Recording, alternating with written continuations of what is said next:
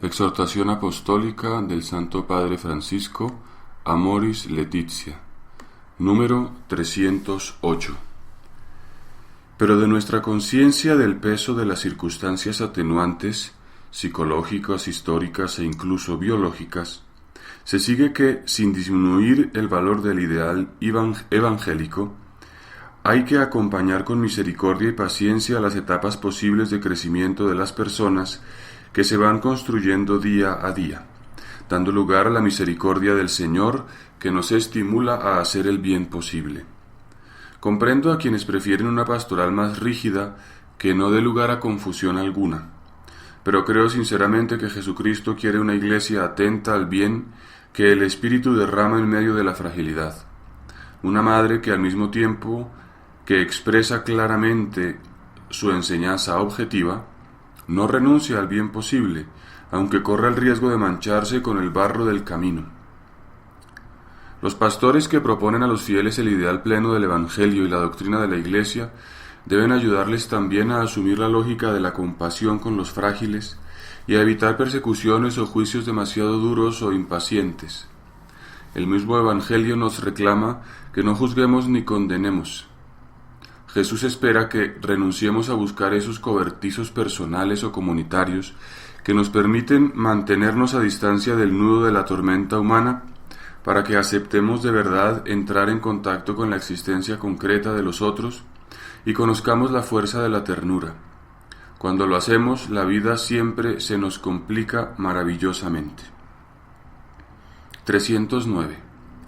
Es providencial que estas reflexiones se desarrollen en el contexto de un año jubilar dedicado a la misericordia, porque también frente a las más diversas situaciones que afectan a la familia, la Iglesia tiene la misión de anunciar la misericordia de Dios, corazón palpitante del Evangelio, que por su medio debe alcanzar la mente y el corazón de toda persona. La esposa de Cristo hace suyo el comportamiento del Hijo de Dios que sale a encontrar a todos, sin excluir ninguno. Sabe bien que Jesús mismo se presenta como pastor de 100 ovejas, no de 99. Las quiere todas. A partir de esta conciencia se hará posible que a todos, creyentes y lejanos, pueda llegar el bálsamo de la misericordia como signo del reino de Dios que está ya presente en medio de nosotros. 310. No podemos olvidar que la misericordia no es sólo el obrar del Padre, sino que ella se convierte en el criterio para saber quiénes son realmente sus verdaderos hijos. Así entonces estamos llamados a vivir de misericordia, porque a nosotros en primer lugar se nos ha aplicado misericordia. No es una propuesta romántica o una respuesta débil ante el amor de Dios que siempre quiere promover a las personas, ya que la misericordia es la viga maestra que sostiene la vida de la Iglesia. Todo en su acción pastoral debería estar revestido por la ternura con la que se dirige a los creyentes. Nada en su anuncio y en su testimonio hacia el mundo puede carecer de misericordia. Es verdad que a veces nos comportamos como controladores de la gracia y no como facilitadores. Pero la Iglesia no es una aduana, es la casa paterna donde hay lugar para cada uno con su vida a cuestas. 311. La enseñanza de la teología moral no debería dejar de incorporar estas consideraciones, porque si bien es verdad que hay que cuidar la integridad de la enseñanza moral de la Iglesia, siempre se debe poner especial cuidado en destacar y alentar los valores más altos y centrales del Evangelio, particularmente el primado de la caridad como respuesta a la iniciativa gratuita del amor de Dios. A veces nos cuesta mucho dar lugar en la pastoral al amor incondicional de Dios. Ponemos tantas condiciones a la misericordia que la vaciamos de sentido concreto y de significación real, y esa es la peor manera de licuar el Evangelio. Es verdad, por ejemplo, que la misericordia no excluye la justicia y la verdad, pero ante todo tenemos que decir que la misericordia es la plenitud de la justicia y la manifestación más luminosa de la verdad de Dios. Por ello, siempre conviene considerar inadecuada cualquier concepción teológica que en último término ponga en duda la omnipotencia de Dios y en especial su misericordia. 312. Esto nos otorga un marco y un clima que nos impide desarrollar una fría moral de escritorio, al hablar de los temas más delicados, y nos sitúa más bien en el contexto de un discernimiento pastoral cargado de amor misericordioso, que siempre se inclina a comprender, a perdonar, a acompañar, a esperar y sobre todo a integrar. Esa es la lógica que debe predominar en la Iglesia, para realizar la experiencia de abrir el corazón a cuantos viven en las más contradictorias periferias existenciales. Invito a los fieles que están viviendo situaciones complejas a que se acerquen con confianza a conversar con sus pastores o con laicos que viven entregados al Señor.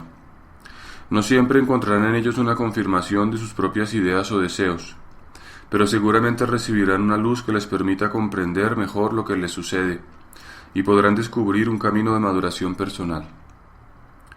E invito a los pastores a escuchar con afecto y serenidad, con el deseo sincero de entrar en el corazón del drama de las personas y de comprender su punto de vista, para ayudarles a vivir mejor y a reconocer su propio lugar en la Iglesia. Capítulo 9. Espiritualidad matrimonial y familiar. 313. La caridad adquiere matices diferentes según el estado de vida al cual cada uno haya sido llamado.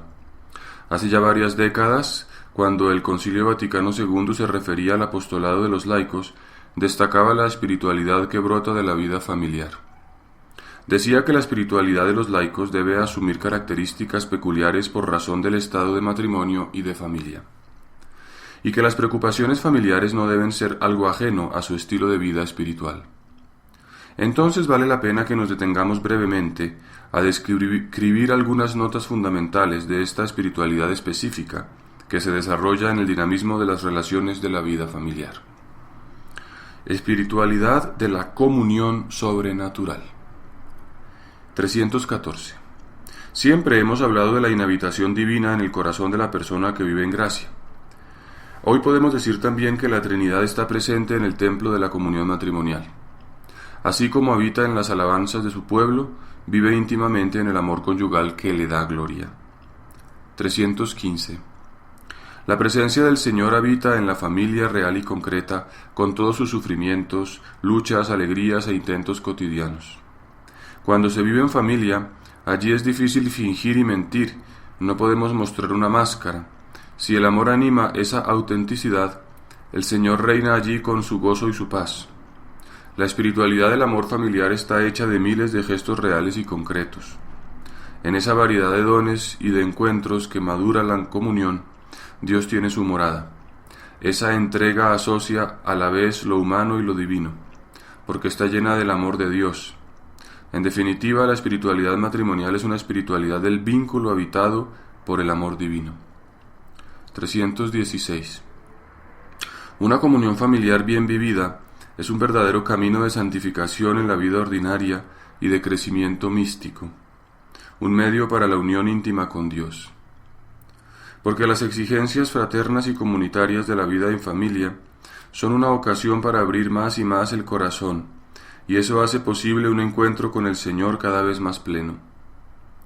Dice la palabra de Dios que quien aborrece a su hermano está en las tinieblas, permanece en la muerte y no ha conocido a Dios. Mi predecesor Benedicto XVI ha dicho que cerrar los ojos ante el prójimo nos convierte también en ciegos ante Dios, y que el amor es en el fondo la única luz que ilumina constantemente a un mundo oscuro.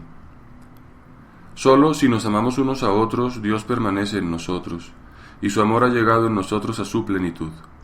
Puesto que la persona humana tiene una innata y estructural dimensión social, y la expresión primera y originaria de la dimensión social de la persona es el matrimonio y la familia, la espiritualidad se encarna en la comunión familiar. Entonces, quienes tienen hondos deseos espirituales no deben sentir que la familia los aleja del crecimiento en la vida del espíritu, sino que es un camino que el Señor utiliza para llevarles a las cumbres de la unión mística. Juntos en la oración a la luz de la Pascua. 317. Si la familia logra concentrarse en Cristo, Él unifica e ilumina toda la vida familiar. Los dolores y las angustias se experimentan en comunión con la cruz del Señor, y el abrazo con Él permite sobrellevar los peores momentos. En los días amargos de familia hay una unión con Jesús abandonado que puede evitar una ruptura. Las familias alcanzan poco a poco, con la gracia del Espíritu Santo, su santidad a través de la vida matrimonial, participando también en el misterio de la cruz de Cristo, que transforma las dificultades y sufrimientos en una ofrenda de amor. Por otra parte, los momentos de gozo, el descanso o la fiesta, y aún la sexualidad se experimentan como una participación en la vida plena de su resurrección.